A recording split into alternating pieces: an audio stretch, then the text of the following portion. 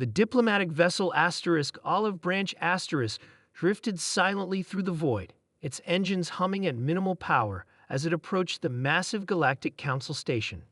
Inside, Ambassador James Parker paced nervously, his weathered face drawn with worry. Humanity had only recently been granted observer status in the Council, a collection of over 300 spacefaring species that had governed the Milky Way for millennia.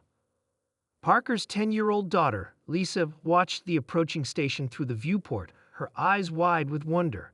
She was the first human child permitted to visit the Council headquarters, a diplomatic gesture meant to symbolize Earth's growing acceptance among the stars. "It's so beautiful," she whispered, pressing her small hand against the glass. Parker smiled, momentarily forgetting his concerns. "Yes, it is. Remember what I told you about Council protocol. Be polite, speak only when spoken to, and don't wander off," Lisa recited perfectly. What neither knew was that the Council's inner circle had been debating humanity's fate for months. Earth's rapid technological advancement since first contact 20 years ago had alarmed many elder species. Humans adapted too quickly, innovated too freely, and worst of all, maintained their ancient military despite the Council's disarmament demands. High Counselor Vex of the Taurian Collective studied the approaching human vessel with his 4 eyes narrowed. "The child is aboard as we requested," he noted to his colleagues. "And the plan remains unchanged?" asked Counselor Mira, her translucent appendages rippling with unease. "It must be done," replied Vex. "Our predictive models are clear. Within 3 centuries, humans will dominate the Council unless checked now. The death of one child, regrettable as it is, will provoke the reaction we need to justify their containment." The Olive Branch docked smoothly at the designated bay. Ambassador Parker and Lisa were greeted with formal courtesy, then escorted to their quarters to prepare for the welcoming ceremony. While Parker attended a preliminary briefing, Lisa remained in their suite under the watch of a robotic attendant. The attendant, secretly reprogrammed by Vex's operatives, offered Lisa a beverage. Unaware of the danger, she accepted it with a polite thank you. Within minutes, the toxin began its work. By the time Parker returned, Lisa lay crumpled on the floor, her small body already growing cold, as anguished screams echoed through the station's corridors.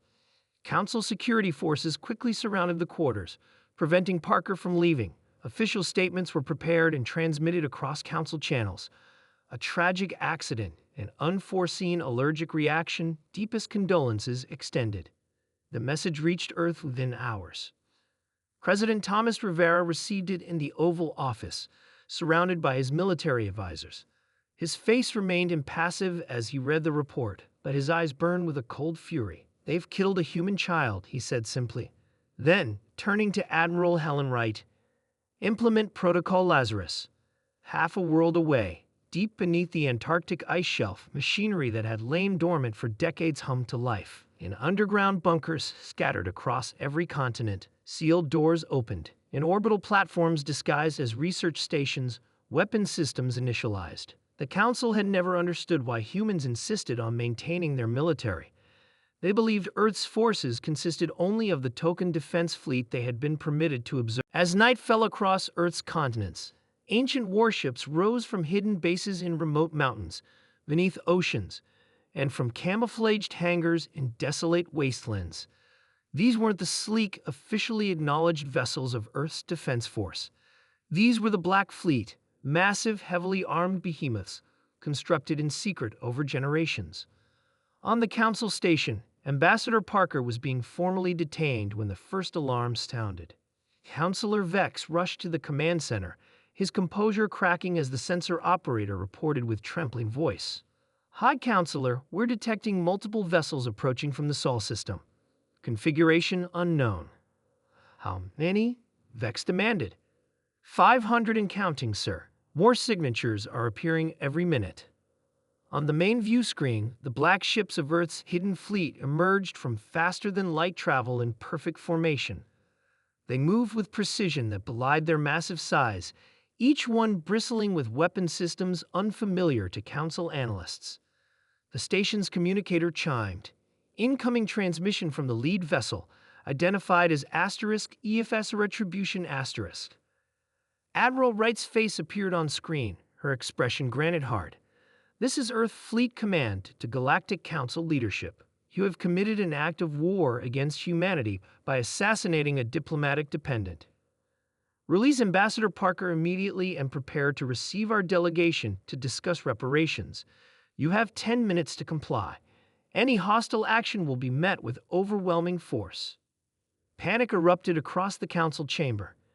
The elder species had never anticipated this level of military capability from Earth. Their own defense forces, reduced over centuries of peace, were nowhere near sufficient to counter the armada now surrounding their headquarters. Vex turned to his colleagues, mandibles clicking in agitation. How was this possible? Their military capacity was assessed at less than a tenth of this force. Councilor Mura's voice was hollow with dread. "We were deceived. All these years, they were preparing, just as the prophecies warned." In his holding cell, Ambassador Parker felt a subtle shift in his guard's demeanor, from confidence to fear. When they received the order to release him, he wasn't surprised. Walking to the docking bay, escorted now with nervous deference, he gazed out at the fleet of Earth warships through the panoramic windows.